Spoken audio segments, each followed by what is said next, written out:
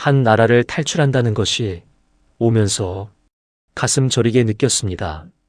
사람은 태어난 나라를 잘 만났으면 이런 목숨을 건 탈출은 없었을 것이라고 생각했습니다.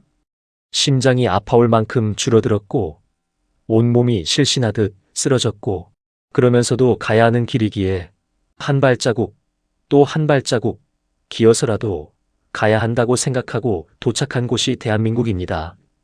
항상 저의 앞날은 잘 될 것이라고 찬란한 희망만 상상했던 나의 미래는 펼쳐졌습니다. 저의 사연 시작하겠습니다. 저의 이름은 김은성이라고 합니다. 사람들은 저를 보면서 늘 말했습니다. 저 집 딸은 다르다고. 태어날 때부터 길이 정해진 아이라고요. 그 말을 들을 때마다 저는 웃었습니다. 그게 맞는 말이라고 생각했거든요. 저는 어릴 때부터 노래를 하는 사람이었고 그건 선택이 아니라 당연한 일이었습니다. 아침에 일어나서 학교에 가는 것처럼 저는 노래를 부르는 것이 삶의 방향이었습니다. 그걸 의심해 본 적이 없었습니다. 의심할 이유도 없었고 그럴 시간도 없었습니다. 어머니는 늘 말씀하셨습니다.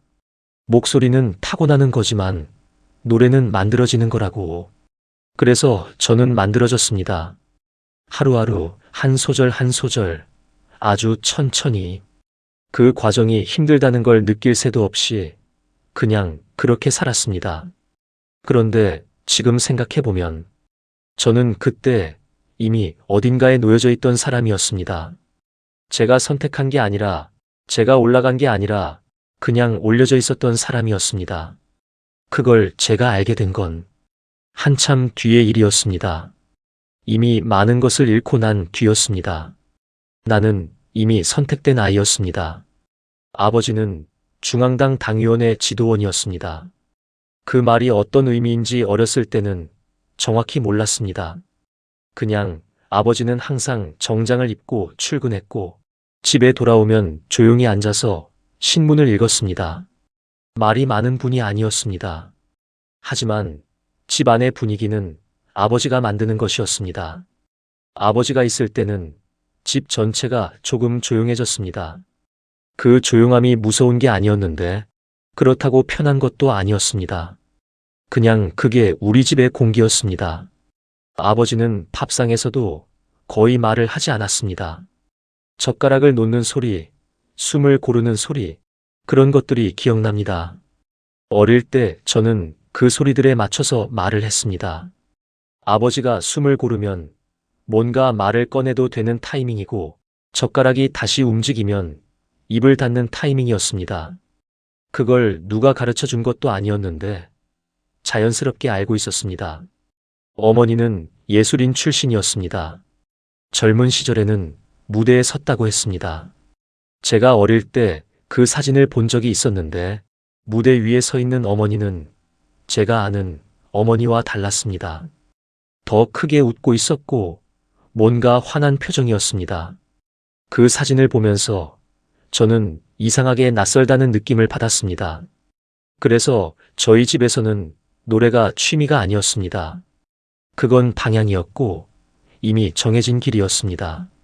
밥상에서도 노래 얘기가 나왔고 잠들기 전에도 어머니는 제 발성 자세를 확인했습니다. 그게 이상하다고 생각한 적이 없었습니다. 우리 집에서는 그게 그냥 일상이었거든요. 어머니는 늘 제 목소리를 먼저 들었습니다. 제가 밥을 먹다가도 무심코 흥얼거리면 어머니는 바로 멈춰 세우고 다시 부르게 했습니다. 그게 하루에도 몇 번씩 반복됐습니다. 처음에는 그게 싫었습니다. 그냥 흥얼거리는 건데 왜 다시 부르게 하냐고 속으로 생각했습니다. 하지만 말로 한 번도 한 적은 없었습니다. 어머니 앞에서 그런 말을 한다는 건 상상도 못했습니다. 어머니의 귀는 이상했습니다. 그냥 듣는 게 아니라 정말로 듣고 있었습니다. 제가 어느 부분에서 숨을 아끼는지, 어느 음에서 무릎을 쓰는지, 발성이 흉강에서 나오는지, 두강에서 나오는지, 그걸 한 번만 들어도 알아냈습니다. 그래서 저는 어머니 앞에서는 함부로 노래를 할 수 없었습니다. 대충 부르면 바로 지적이 들어왔거든요. 그 지적이 틀리지 않았습니다. 그래서 더 받아들일 수밖에 없었습니다. 어느 순간부터는 그게 자연스러워졌습니다. 잘해야 한다는 것, 틀리면 다시 해야 한다는 것, 완성되지 않은 상태로 넘어가면 안 된다는 것, 그게 숨 쉬는 것처럼 익숙해졌거든요. 어머니는 말씀하셨습니다. 목소리는 거짓말을 못해. 내가 얼마나 준비됐는지 다 들린다. 그 말이 어릴 때는 무서웠는데 나중에는 그 말이 맞다는 걸 알게 됐습니다. 무대에 서면 정말로 다 들리거든요. 감추려고 해도 감춰지지 않는 것들이 있었습니다. 금성제일고등학교에 들어간 뒤에는 제 삶이 완전히 달라졌습니다. 저는 학생이 아니었습니다. 정확히는 학생이기도 하고 아니기도 한 사람이었습니다. 수업을 듣고 있다가도 방송차가 오면 저는 아무 말 없이 자리에서 일어났습니다. 선생님도 말리지 않았고 친구들도 이상하게 보지 않았습니다. 그게 당연한 일이었으니까요. 저는 녹음실로 가서 만화 영화에 들어가는 노래를 불렀고 다시 학교로 돌아왔습니다. 그런 날들이 반복되면서 저는 점점 책상보다 마이크 앞이 더 익숙해졌습니다. 방송차 안은 이상한 공간이었습니다. 차 안에 작은 녹음 장비가 있었고 기사 아저씨 한 명이 항상 있었습니다. 그 아저씨는 말이 거의 없었습니다. 제가 타면 그냥 출발했고 목적지에 도착하면 문을 열어줬습니다. 그게 전부였습니다. 녹음실에서 노래를 부르는 동안에는 뭔가 집중이 됐습니다. 학교에서는 느낄 수 없는 감각이었습니다. 마이크 앞에 서면 저는 제가 제대로 있는 것 같았습니다. 그 순간만큼은 아무것도 생각하지 않아도 됐습니다. 그냥 부르면 됐습니다. 공부는 솔직히 제대로 해본 적이 없습니다. 그럴 필요가 없다고 느껴졌거든요. 시험을 잘 봐야 할 이유가 저에게는 없었습니다. 저는 이미 다른 길 위에 서 있었으니까요. 사람들은 저를 기억했습니다. 하얀 피부에 키도 크고 무대에 서면 잘 어울리는 얼굴이라고 했습니다. 설맞이 공연이 열리면 항상 제가 독창으로 나갔고 그건 당연한 일이 되어 있었습니다. 졸업을 앞두고 있던 어느 날이었습니다. 평소와 다름없이 교실에 앉아 있었는데 선생님이 들어와서 조용히 이름을 불렀습니다. 10명이었습니다. 선생님은 이유를 말하지 않았습니다. 그냥 나오라는 학생들 이름을 불렀고 강당으로 내려가라고 했습니다. 저는 그날 그게 무슨 자리인지 정확히 알지 못한 채로 걸어 내려갔습니다. 궁금하기는 했지만 물어볼 수 없는 분위기였습니다. 선생님도 설명을 하지 않았고 다른 아이들도 말이 없었습니다. 그냥 내려가면 알게 된다는 듯이 걸어갔습니다. 강당 계단을 내려가면서 앞에 서 있는 아이들의 뒷모습을 봤습니다. 10명 모두 노래를 잘하는 애들이었습니다. 학교에서 무대에 자주 서는 애들이었습니다. 그런데 그날은 왜인지 다들 조금 굳어 있었습니다. 저도 마찬가지였습니다. 강당 안에는 이미 사람들이 있었습니다. 낯선 얼굴이었는데 그들이 입고 있는 옷을 보는 순간 뭔가 다른 자리라는 걸 느꼈습니다. 정장이었습니다. 학교에서는 볼 수 없는 종류의 사람들이었습니다. 2명이었습니다. 나이는 아마 40 중반쯤 됐을 것 같았습니다. 한 사람은 키가 크고 마른 편이었고 다른 한 사람은 조금 더 다부진 체형이었습니다. 둘 다 표정이 없었습니다. 그냥 서 있었습니다. 우리를 보고 있었는데 그 시선이 평가를 하는 건지 관찰을 하는 건지 구분이 되지 않았습니다. 그냥 보고 있었습니다. 감정이 없는 눈이었습니다. 강당은 조용했습니다. 천장이 높아서 작은 소리도 울렸는데 그날은 아무 소리도 없었습니다. 우리가 들어오는 발소리만 잠깐 울리다가 사라졌습니다. 나중에야 알게 됐지만 그 두 사람은 당 간부였습니다. 중앙에서 직접 내려온 사람들이었습니다. 그때는 그 무게를 정확히 몰랐습니다. 알았어도 달라지는 건 없었겠지만요. 10명이 한 줄로 섰습니다. 아무도 말하지 않았고, 우리도 서로 눈을 마주치지 않았습니다. 그냥 시키는 대로 섰습니다. 그 두 사람은 천천히 걸어오면서 우리를 위에서 아래로 훑었습니다. 말은 없었습니다. 눈빛만 있었습니다. 처음에는 발끝부터 시작해서 천천히 올라오는 시선이었습니다. 그 시선이 제 얼굴에 닿는 순간 이상하게 숨이 잠깐 멎는 느낌이었습니다. 뭔가를 잘 보여줘야 한다는 생각이 들었는데 뭘 어떻게 해야 하는지 알 수 없었습니다. 노래를 불러야 하는 건지, 그냥 서 있어야 하는 건지, 지시가 없으니까 그냥 서 있을 수밖에 없었습니다. 그 시선은 설명할 수 없는 무게가 있었습니다. 평가를 받는다는 건 알았는데, 그게 노래인지, 얼굴인지, 키인지, 목소리인지, 어떤 기준인지는 아무도 알려주지 않았습니다. 그냥 서 있어야 했습니다. 그게 그 자리의 방식이었습니다. 두 사람은 줄 앞에서 멈추기도 하고, 지나가기도 하고, 다시 되돌아오기도 했습니다.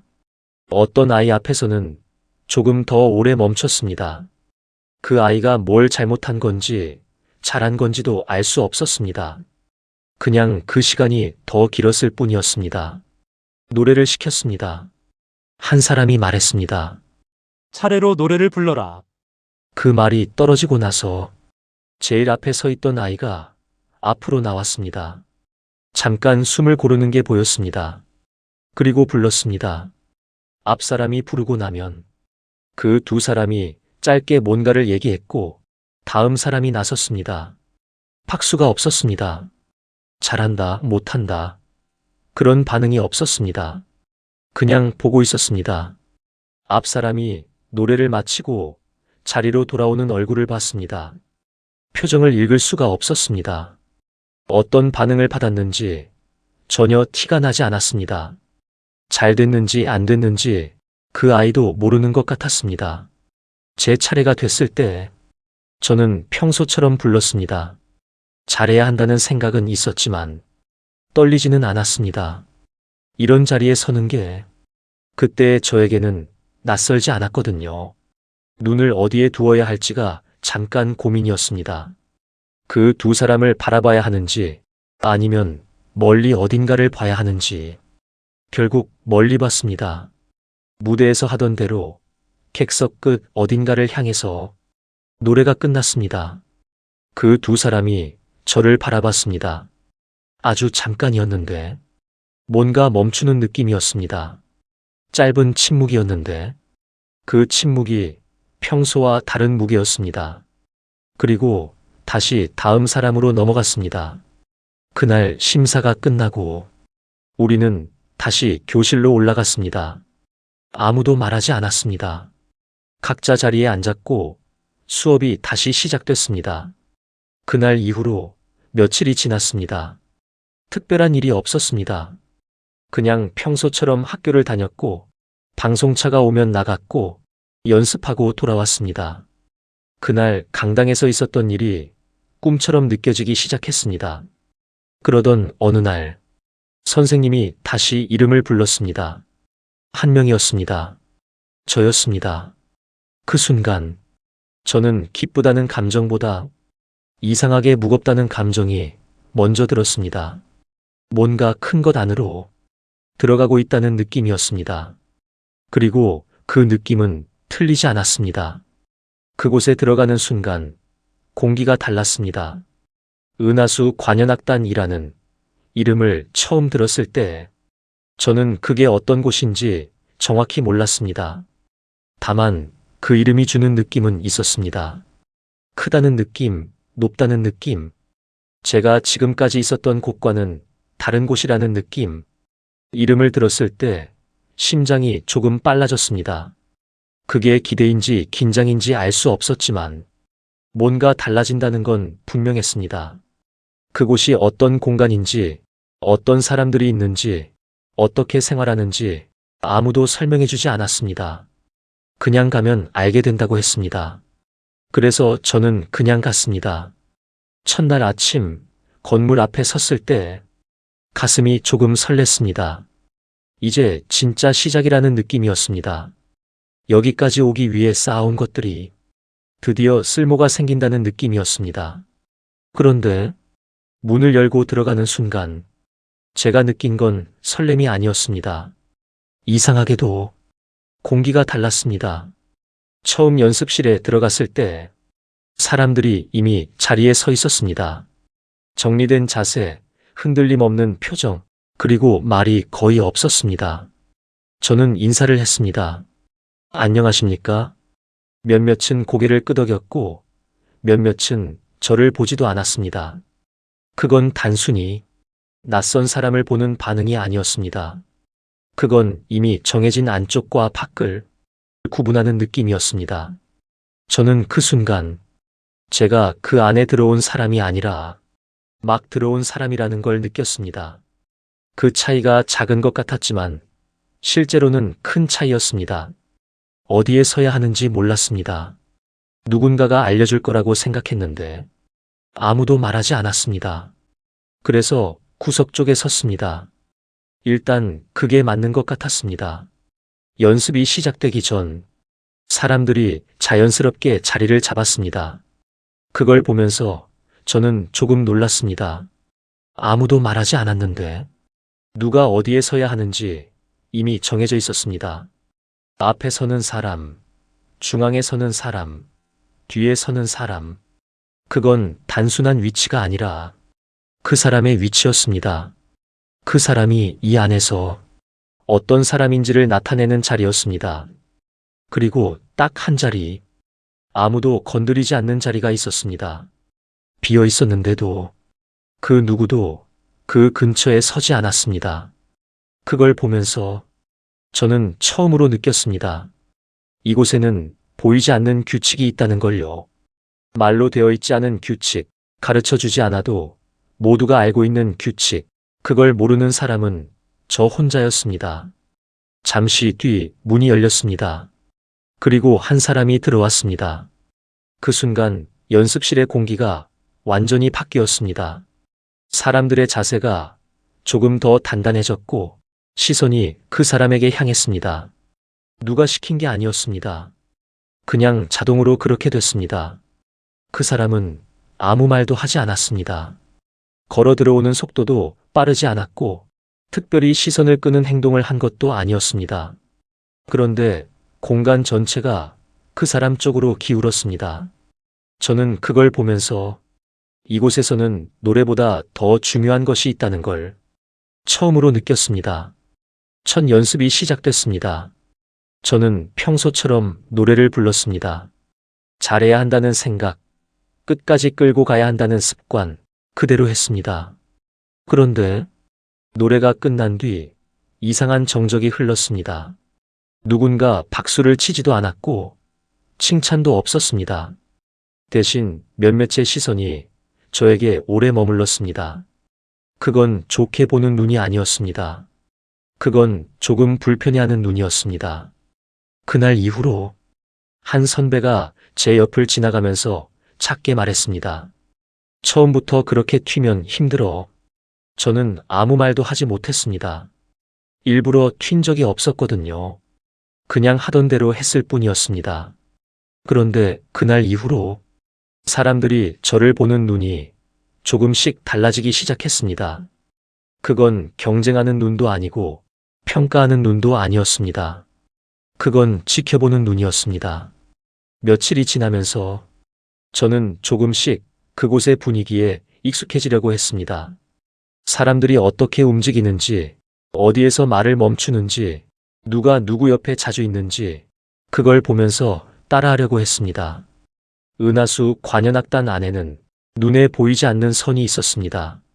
누가 누구와 가까운지, 누가 누구 옆에 서는지, 그건 말하지 않아도 정확하게 나뉘어 있었습니다. 저는 그 선을 넘지 않으려고 했습니다.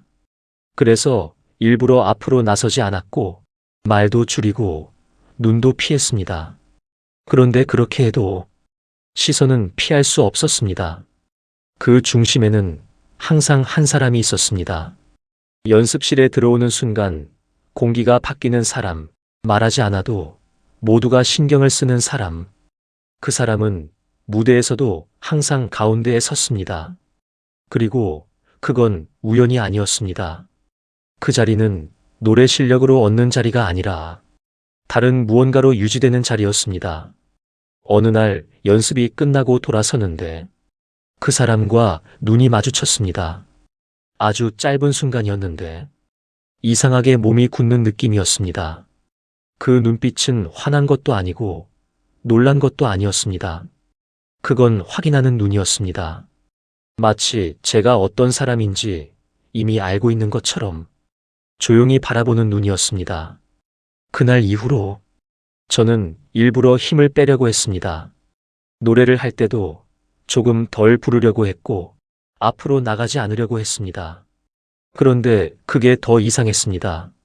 저는 잘하는 게 익숙한 사람이었고 그걸 숨기는 게 더 어색했습니다.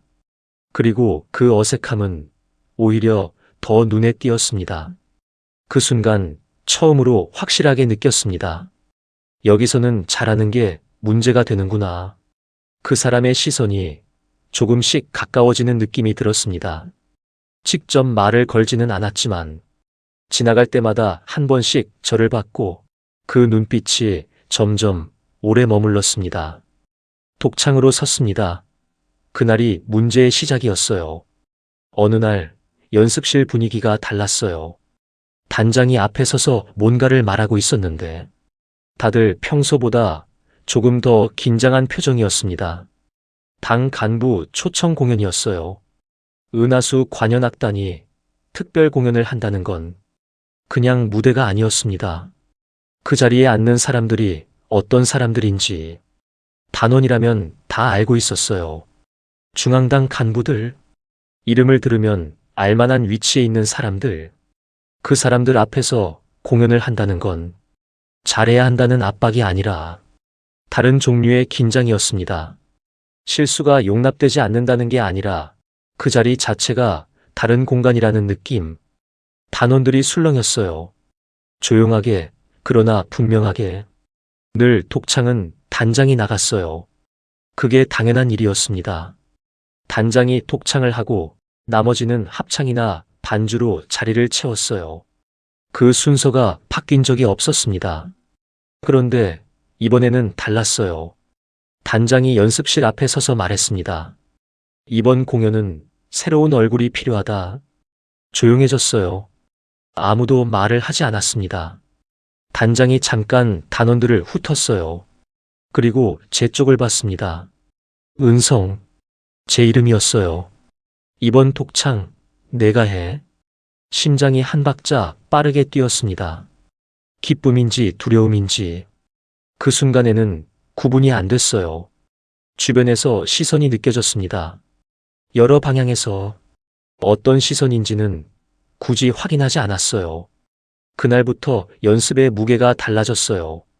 독창으로 서게 됐다는 게 좋은 일인지 나쁜 일인지 저도 정확히 몰랐습니다. 좋은 기회라는 건 알았어요. 그 자리에서 잘하면 이름이 알려지는 거고 이름이 알려지면 자리가 달라질 수 있는 거니까. 그런데 동시에 눈에 더 띈다는 게 무엇을 의미하는지 이미 조금씩 느끼고 있었습니다. 연습을 했어요. 혼자 남아서도 했고 누가 보든 안 보든 했습니다. 이 무대 하나만큼은 제대로 서고 싶었어요. 어떤 일이 생기든 간에 무대 위에서만큼은 제가 제 노래를 부르고 싶었으니까요. 공연장은 평소와 달랐어요. 조명이 더 많았고 객석 배치가 달랐습니다. 앞줄에 앉는 사람들이 따로 있었어요. 무대 뒤에서 대기하면서 커튼 틈으로 객석을 봤습니다. 앞줄이 채워지기 시작했어요. 정장, 제복, 그리고 그 사람들 특유의 자세, 등을 기대지 않고 앉아 있었습니다. 가슴이 조금 조여왔어요. 이 조임은 떨림이 아니었습니다. 이 자리가 어떤 자리인지 알기 때문에 오는 다른 종류의 무게였어요. 단장이 제 옆을 지나가면서 말했습니다. 잘해. 두 글자였어요. 따뜻한 말이 아니었습니다. 그냥 해야 한다는 말이었어요. 저는 고개를 끄덕였습니다. 무대로 걸어 나갔어요. 조명이 얼굴에 닿는 순간 객석이 보이지 않았습니다. 늘 그렇듯이 그게 오히려 편했어요. 보이지 않으면 거기 있는 사람이 누구든 저는 그냥 노래만 하면 됐으니까요. 숨을 한 번 고르고 시작했습니다. 첫 소절이 나왔어요. 그 순간 이상하게 몸이 가벼워지는 느낌이었습니다. 무대에 서면 늘 그랬어요. 마이크 앞에 서고 소리가 나오기 시작하면 다른 것들이 잠깐 멀어졌습니다. 끝까지 불렀어요. 노래가 끝났습니다. 잠깐의 정적이 있었어요. 짧은 시간이었는데 길게 느껴졌습니다. 그리고 박수가 왔어요. 객석에서 나오는 반응이 평소 공연과 달랐어요. 박수 소리가 컸습니다. 그냥 예의상 치는 박수가 아니었어요. 앞줄에 앉아있던 사람들이 먼저 손을 치기 시작했고 그게 뒤로 퍼졌습니다. 무대 옆으로 내려오면서 단원들 얼굴을 봤어요. 표정이 다 달랐습니다. 몇몇은 웃고 있었어요. 몇몇은 무표정이었고 그리고 한 사람은 아예 다른 쪽을 보고 있었습니다. 단장이었어요. 박수가 끝난 자리에서 단장은 객석 쪽을 바라보고 있었어요. 그 표정은 읽기 어려웠습니다. 화난 것도 아니고 기쁜 것도 아닌 뭔가 내려앉은 얼굴이었어요. 공연이 끝나고 대기실로 돌아왔을 때 옥순이 있었어요. 단원들이 서로 얘기를 나누는 사이 옥순은 구석에 서 있었습니다. 저를 보고 있었습니다. 눈이 마주쳤어요. 옥순은 시선을 바로 거두지 않았습니다. 잠깐 그대로 봤어요. 그 눈빛이 뭔가를 계산하는 것 같았습니다. 그리고 천천히 고개를 돌렸어요. 그게 전부였습니다. 말 한마디 없었어요. 그런데 그 짧은 순간에 저는 뭔가 바뀌었다는 걸 느꼈습니다. 그날 공연이 너무 잘 됐어요. 간부들의 반응이 생각 이상이었어요. 그게 문제가 된 거였습니다. 단장이 늘 섰던 자리에 제가 서서 더 큰 박수를 받은 그 순간부터 이 안에서 제 위치가 달라진 거였어요. 좋은 방향으로가 아니라 다음 연습부터 달라진 게 있었어요. 단장이 저를 대하는 방식이 조금씩 바뀌었습니다. 대놓고 뭔가 하지는 않았어요. 그런 사람이 아니었으니까요. 그런데 연습 중에 제가 뭔가 하면 전에는 그냥 넘어가던 것들을 이제는 한 번 더 짚고 지나갔습니다. 그 부분 다시 해봐. 호흡이 짧은 것 같은데 처음부터 틀린 말이 아니었어요. 그래서 더 아무 말을 할 수 없었습니다. 그리고 옥순이 보이기 시작했어요. 전에는 그냥 단체 안에 있는 사람이었는데 이제는 어딘가 다른 방식으로 보였습니다. 어떤 단원 이름을 메모하는 모습, 그런 것들이 눈에 들어왔어요. 그리고 며칠 뒤 옥순이 제 이름을 불렀습니다. 은성. 그게 시작이었어요. 파티장은 처음 들어서는 순간부터 달랐어요. 조명이 있었고 음악이 흐르고 있었고 사람들이 웃고 있었는데 그 어느 것도 제가 알던 것과 같지 않았습니다. 웃음이 웃음처럼 보이지 않았어요. 음악이 음악처럼 들리지 않았고 사람들이 즐기고 있는 것 같았는데 즐기는 게 아니었습니다. 중앙당 간부들이었어요. 나중에 알게 됐지만 그 자리에 있는 사람들은 전부 이름만 들어도 알만한 위치에 있는 사람들이었습니다. 그 공간에서는 직함 같은 걸 드러내지 않았는데도 눈빛만으로 알 수 있었어요. 저를 이곳까지 데려온 그 여자는 안으로 들어서자마자 누군가와 인사를 나누더니 어느 순간 보이지 않았습니다. 돌아봤는데 없었어요. 그냥 사라진 거였습니다. 저는 그 자리에 혼자 서 있었어요. 파티장 안은 꽤 컸습니다. 한쪽 벽 전체를 두꺼운 커튼이 가리고 있었는데 처음에는 그게 그냥 인테리어인 줄 알았어요. 그런데 안내원이 다가왔습니다. 단정하게 차려입은 남성 안내원이었는데 말투가 아주 조용했어요. 이쪽으로 오시겠습니까? 따라가지 않을 수 없었어요. 그 말이 질문이 아니었으니까요. 안내원이 커튼 한쪽을 걷었어요. 그 안에 복도가 있었습니다. 좁은 복도가 아니었어요. 꽤 길게 이어진 복도였는데 양쪽으로 문들이 줄지어 있었습니다. 목재로 된 문들이었어요. 번호가 붙어 있었고 안에서 나는 소리는 밖으로 전혀 새어나오지 않았습니다. 그 복도 끝에 엘리베이터가 있었어요. 안내원이 버튼을 눌렀습니다. 저는 아무 말도 하지 않았어요. 할 수 있는 말이 없었으니까요. 엘리베이터 문이 열리고 올라갔습니다. 13층이었어요. 복도를 걸어가면서 번호를 확인했습니다. 1301, 1302, 그리고 1303. 안내원이 멈췄어요. 문 앞에서 노크를 2번 했고 안에서 짧게 소리가 났습니다. 들어가시면 됩니다. 그 말을 남기고 안내원은 돌아서서 걸어갔어요. 저는 혼자였습니다. 그 문 앞에 문을 열었어요. 방은 생각보다 작지 않았습니다. 조명이 낮게 켜져 있었고 소파가 있었고 작은 테이블이 있었어요. 그리고 남자가 한 명 있었습니다. 중년이었어요. 40 후반쯤 됐을 것 같았습니다. 정장을 입고 있었는데 넥타이는 조금 느슨하게 풀려 있었어요. 소파에 앉아서 뭔가를 마시고 있었는데 저를 보고 천천히 잔을 내려놨습니다. 눈빛이 특별히 날카롭거나 하지 않았어요. 그냥 보고 있었습니다. 저도 그냥 서 있었어요. 어떻게 해야 하는지 몰랐으니까요. 남자가 먼저 말했습니다. 오늘 처음인가? 목소리가 제대로 나왔는지도 몰랐습니다. 남자는 잠깐 저를 보다가 노래 한 곡 부르고 나가. 그렇게만 했어요. 노래를 불렀어요. 어떤 노래를 불렀는지 지금도 기억납니다. 그때 제가 가장 자신 있게 부를 수 있는 곡이었어요. 무대에서 수십 번 불렀던 노래였습니다. 그 방 안에서, 그 낮은 조명 아래에서, 낯선 중년 남자 앞에서 저는 그 노래를 불렀어요. 이상하게도 목이 떨리지 않았습니다. 무서워서 감각이 없어진 건지 아니면 이 상황이 너무 현실 같지 않아서인지 그냥 불렀어요. 노래가 끝났을 때 남자는 아무 말도 하지 않았어요. 잠깐 침묵이 흘렀고 그 다음 서랍을 열었습니다. 달러였어요. 묶음으로 테이블 위에 놓으면서 말했습니다. 이건 내 거야.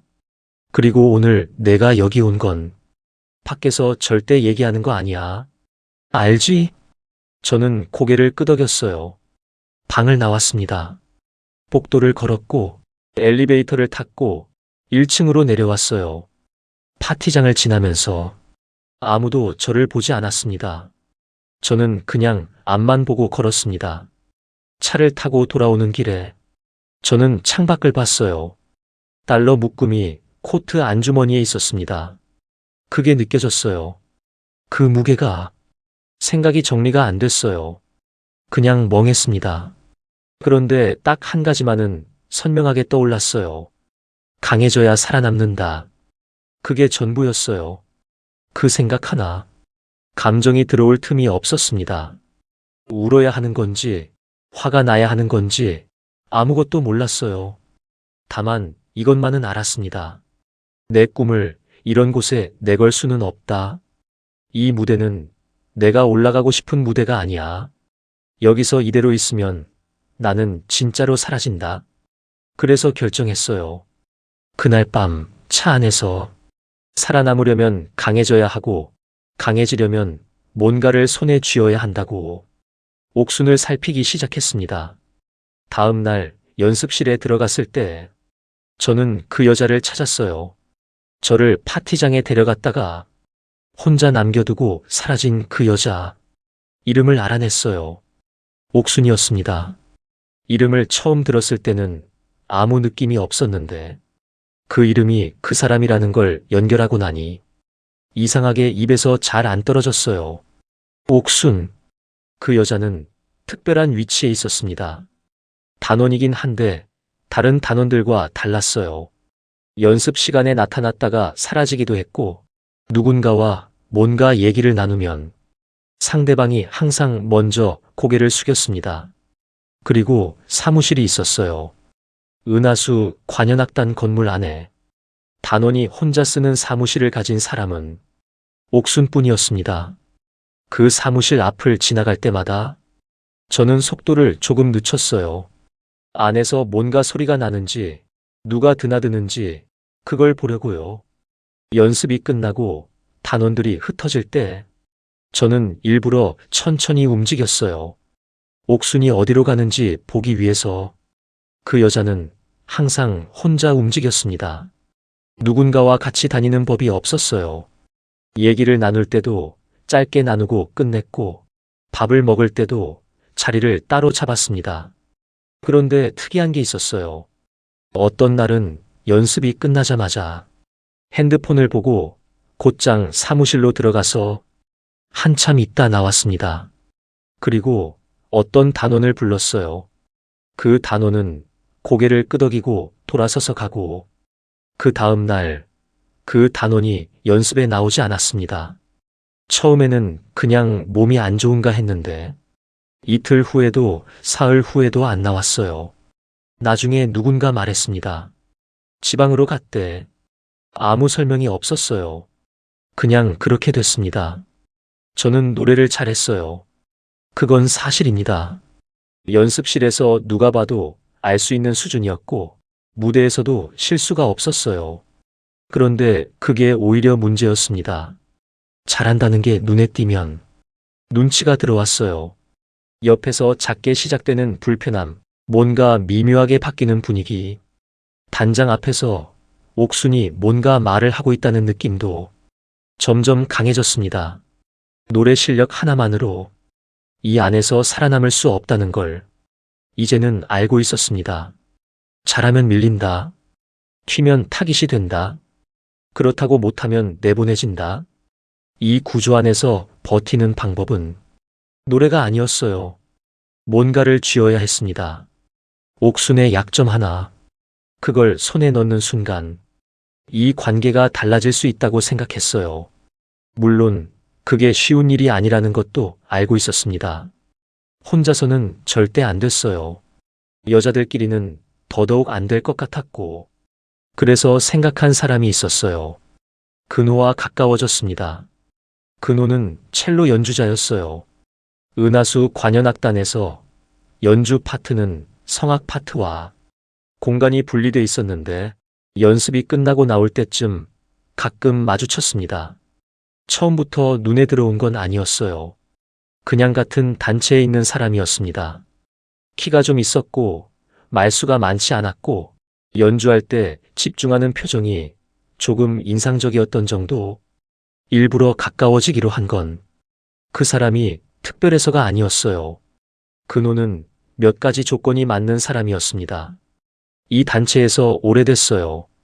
연주 파트는 성악 파트와 얽힘의 방식이 달랐고, 그래서 제가 모르는 구조를 알고 있을 가능성이 있었습니다. 그리고 입이 가벼운 사람이 아니라는 인상이 있었어요. 연습 중에 누가 뭔 말을 해도 그냥 듣고 있는 타입이었습니다. 저는 그 사람에게 먼저 말을 걸었어요. 연습이 끝나고 나오는 길에 첼로 오래 하셨어요? 그렇게 물었어요. 근호는 잠깐 저를 봤습니다. 뭔가 의외라는 표정이었어요. 고등학교 때부터요. 짧게 대답하고 걸었습니다. 저도 같이 걸었어요. 소리가 좋던데요. 저는 성악이라 현악기는 잘 모르는데 들으면서 뭔가 다르다는 건 느꼈어요. 그 말을 듣고 근호가 조금 다른 눈으로 봤습니다. 성악하시는 분들이 그런 거 신경 쓰는 경우가 별로 없어서요. 그렇게 첫 대화가 시작됐어요. 별건 아니었습니다. 걸어가다가 나눈 몇 마디였어요. 그런데 그게 다음에 또 이어졌고, 이어지다 보니 밥을 같이 먹게 됐고, 밥을 먹으면서 얘기가 길어졌어요. 얘기를 하다 보니 알게 됐어요. 근호 집안이 좋은 편이었습니다. 아버지가 군 쪽이었고, 어머니는 교육 계통이었어요. 평양에서 자랐고, 어릴 때부터 음악을 했다고 했습니다. 저도 그쪽 얘기를 했어요. 아버지가 중앙당 당위원회 지도원이라는 것, 어머니가 예술인 출신이라는 것. 그 말을 듣더니 근호가 조용하게 말했습니다. 그러면 여기 들어온 게 당연한 거네요. 그 말에 뭔가 걸리는 게 있었어요. 당연한 거라는 말. 저는 물었습니다. 당연한 거라고 생각해요? 근호가 잠깐 생각하더니 대답했어요. 당연하다기보다 집안이 이 정도 되면 여기 아니면 갈 데가 없는 거잖아요. 그 말이 그냥 지나가지 않았습니다. 주말이 됐어요. 근호한테서 연락이 왔습니다. 어디 나갈 수 있냐고. 나갔어요. 처음에는 걸었습니다. 공원 쪽이었는데 말을 많이 하지 않아도 어색하지 않았어요. 걷다가 어느 순간 근호가 말했어요. 은성 씨, 여기 어때요? 여기요? 이 아니요. 은하수 관현악단. 저는 잠깐 생각했습니다. 뭐라고 해야 할지. 솔직히요? 네. 복잡해요. 그게 전부였는데. 근호는 더 물어보지 않았어요. 그냥 같이 걸었습니다. 그날 이후로 주말마다 만났어요. 언제부터 연애가 됐는지는 딱 잘라서 말할 수 없었습니다. 그냥 만나다 보니 그렇게 됐어요. 근호와 만난 지 한 달이 지나고 나서였어요. 주말에 걸으면서 근호가 먼저 말을 꺼냈습니다. 나 요즘 좀 이상한 것 같아요. 무슨 말인지 물었어요. 연주 파트 남자애들 중에 요즘 분위기가 이상한 게 있어요. 한 명이 어디론가 불려가는 일이 생기고 있는데 그게 뭔지 아무도 말을 안 해요. 저는 잠깐 멈췄습니다. 근호가 저를 봤어요. 은성 씨는 몰라요? 성악 파트에서는요. 저는 천천히 말했어요. 나도 이상한 걸 느끼고 있어요. 그게 시작이었습니다. 그날 오래 걸었어요. 많이 얘기했어요. 노래 잘한다고 눈치를 받는다는 것. 옥순이 단장 앞에서 단원들에 대해 뭔가 이야기하고 있다는 것. 그 구조가 어디서 시작되는 건지. 감은 잡는데 확신이 없다는 것. 근호는 말없이 들었습니다. 그리고 말했어요. 그거 확인할 방법이 있을 것 같아요. 저는 근호를 봤습니다. 옥순의 사무실 번호키를 알아내는 건 생각보다 시간이 걸렸어요. 직접 볼 기회가 없었으니까요. 옥순이 문을 열 때마다 주변에 아무도 없거나 있어도 일부러 그쪽을 보지 않는 분위기였습니다. 근호가 방법을 찾았어요. 연주 파트 연습실이 복도 건너편이었는데 각도상 옥순의 사무실 문이 보이는 자리가 있었습니다. 근호가 연습 끝나고 짐 정리하는 척하면서 그 각도에서 기다렸어요. 이틀 만에 알아냈습니다. 번호를 문자로 보내왔어요. 저는 그걸 받고 한참 화면을 봤습니다. 이걸 쓰는 순간 돌아갈 수 없어진다는 걸 알고 있었어요. 그래도 했습니다. 연습이 있는 날이었어요. 옥순이 연습실 쪽에 있다는 걸 확인한 뒤 저는 복도를 걸었습니다. 아무 일도 없는 것처럼 사무실 앞에 섰을 때 심장이 빨라지는 게 느껴졌어요. 번호를 눌렀습니다. 딸깍. 문이 열렸어요. 안으로 들어가서 바로 문을 닫았습니다. 사무실은 생각보다 깔끔했어요. 책상이 하나, 캐비닛이 하나, 서류 꽂이. 창문은 블라인드가 내려져 있었습니다. 서랍부터 열었어요. 위에 2개는 잠겨 있지 않았는데 별거 없었습니다. 3번째 서랍이 잠겨 있었어요. 근호가 따로 알아낸 열쇠를 썼습니다. 옥순이 자리를 비운 사이 근호가 복도에서 망을 보는 동안 저는 안에서 서랍을 열었어요. 서랍 안에 파일 몇 개, 그리고 USB가 하나 있었어요. USB는 작고 평범하게 생겼는데 라벨이 없었습니다. 가져온 노트북을 켰습니다. USB를 꽂았어요. 폴더가 하나 열렸습니다. 파일이 여러 개였어요. 이름이 날짜였습니다. 연도, 월, 일 형식으로 아무 파일이나 열었어요. 스프레드 시트였습니다. 이름, 나이, 집 주소, 성별, 단원 전체 명단이었어요. 성악 파트, 연주 파트 가리지 않고 전원이 정리돼 있었습니다. 이름 옆에 집 주소가 정확하게 나와 있었어요. 아버지 직업, 어머니 직업, 가족 관계까지. 저는 잠깐 화면을 봤습니다. 내 이름도 있었어요. 그 옆에 아버지 이름이 있었고 중앙당 당위원회 지도원이라는 직함이 있었습니다. 다른 파일을 열었어요. 이건 달랐습니다. 위에 날짜가 있었고 그 아래에 두 가지 목록이 있었어요. 하나는 간부 이름과 직함, 중앙당 소속이었고 몇 명은 군 관련 직함이었습니다. 이름 옆에 숫자가 있었는데 호실 번호 같았어요. 그리고 그 옆에 여자 이름들이 나열돼 있었습니다. 단원 이름이었어요. 성악 파트 여자 단원들. 제 이름도 있었습니다. 어떤 날짜 옆에 몇 달치 날짜를 위에서 아래로 훑었어요. 매번 다른 이름이었어요. 같은 이름이 반복되는 경우도 있었고 새로운 이름이 추가되는 경우도 있었습니다. 그리고 파일 맨 아래에 짧은 메모가 있었어요. 비협조 시 지방 발령 또는 이유 불문 제명 조치. 그게 전부였어요. 가져온 빈 USB에 복사했습니다. 전체 폴더를 복사하는 동안 시간이 얼마나 걸리는지 확인하면서 계속 문 쪽을 봤어요. 복사 완료. USB를 뺐어요.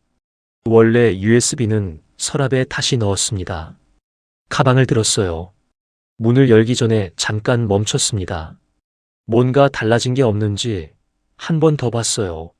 이상 없었습니다. 근호는 저를 보더니 아무 말 없이 같이 걸었습니다. 연습실 쪽으로 가는 것처럼, 아무 일도 없었던 것처럼. 집에 돌아와서 노트북을 열었습니다. 파일을 처음부터 끝까지 다 봤어요. 시간이 얼마나 걸렸는지 몰랐습니다. 몇 달치 파티 날짜와 간부 이름, 그 옆에 붙어 있는 단원 이름들, 비협조 시 지방 발령, 이유 불문 제명, 그리고 하나씩 맞춰봤어요. 지방으로 갔다는 단원, 갑자기 연락이 끊겼다는 단원, 아무 설명 없이 사라진 단원, 그 이름들이 다 이 파일 안에 있었습니다. 옥순이 단장 앞에서 단원들 이름을 올리는 게 이 목록을 기준으로 하는 거였어요. 마음에 들면 이름을 빼주는 거고, 거슬리면 올려놓는 거고, 그리고 간부들한테는 날짜에 맞춰 사람을 보내는 거였습니다.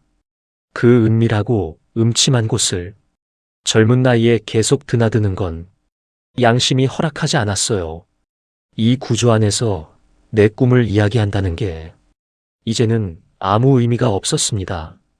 늦은 밤이었는데 전화를 걸었습니다. 근호가 받았어요. 다 봤어요.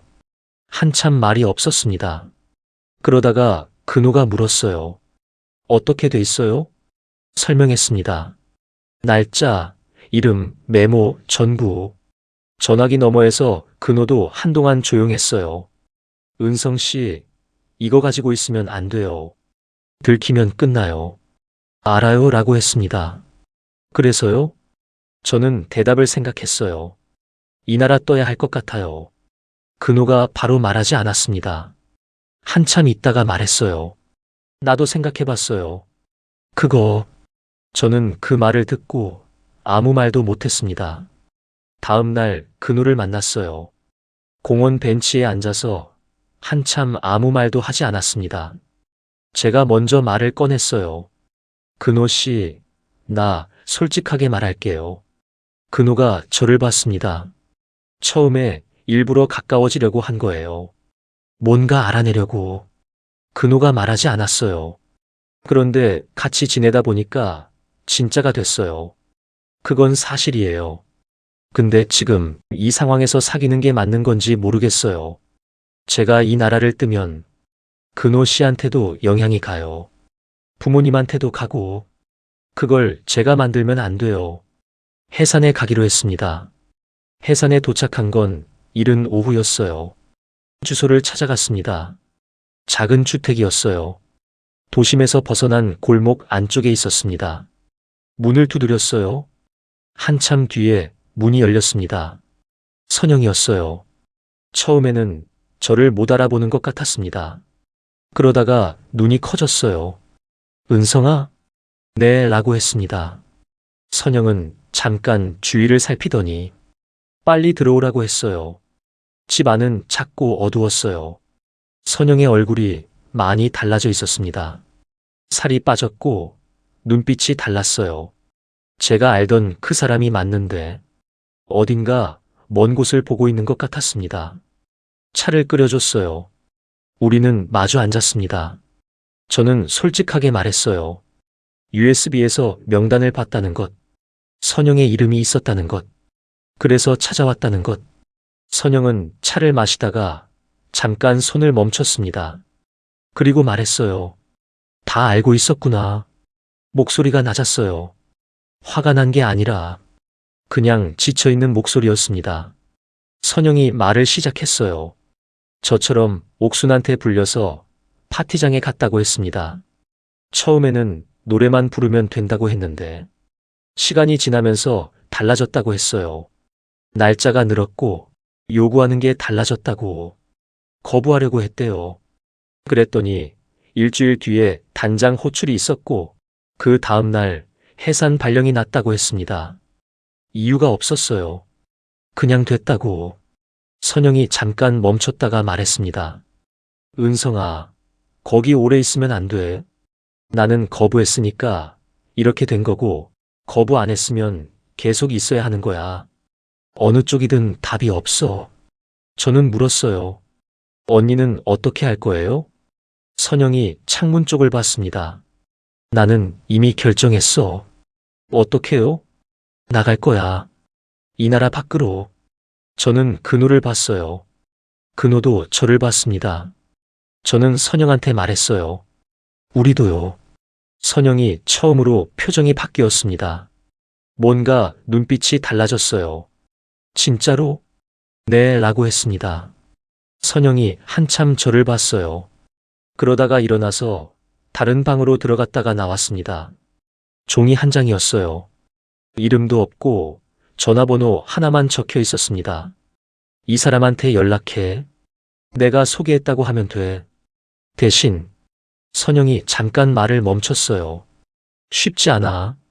돈도 필요하고 언제 된다고 장담도 못해. 그리고 한 번 시작하면 중간에 멈추면 안 돼. 알아요, 라고 했습니다. 선영이 종이를 제 손에 쥐어줬어요. 조심해. 연락은 짧게 하고 만나는 건 한 번으로 끝내. 그리고 덧붙였습니다. 은성아, 잘 나가. 그 말이 작게 울렸어요. 그 골목 안 작은 집에서 해산을 떠나는 기차 안에서 근호가 말했어요. 됐다? 네, 라고 했습니다. 종이를 꽉 쥐고 있었어요. 그게 우리가 가진 전부였습니다. 그 사람도 평범하게 생겼고 특별히 수상한 티를 내지 않았습니다. 밥을 먹으면서 얘기를 나눴어요. 2명이죠? 네, 라고 했어요. 시간 걸려요. 돈도 필요하고 얼마냐고 물었어요. 숫자를 말해줬는데 1303호에서 받은 달러와 근호가 갖고 있는 것을 합쳐도 조금 부족했습니다. 그 사람이 말했어요. 반은 지금, 반은 넘고 나서요. 한 번 결정하면 취소 없어요. 중간에 마음 바뀌면 둘 다 끝나는 거 아는 거죠? 알아요, 라고 했습니다. 날짜는 그 사람이 정하는 거였어요.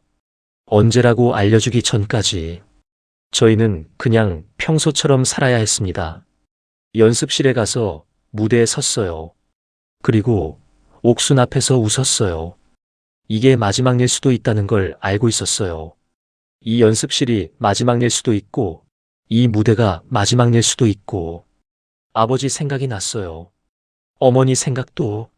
말 한마디 못하고 떠나야 한다는 게 가장 무거운 부분이었습니다. 딸이 사라지면 그 사람들은 어떻게 되는 건지. 그 생각이 밤마다 저를 깨웠어요. 그래도 가야 했습니다. 여기 남아있으면 저는 제가 아닌 사람이 되어가는 거니까.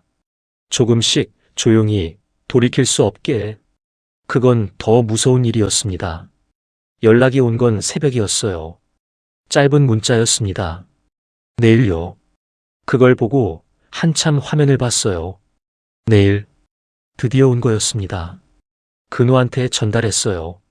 자려고 누웠는데 잠이 안 왔어요. 당연한 거였습니다. 천장을 봤어요. 이 방을 떠나는 거예요. 이 집을 떠나는 거예요. 아버지와 어머니가 있는 이 공간을.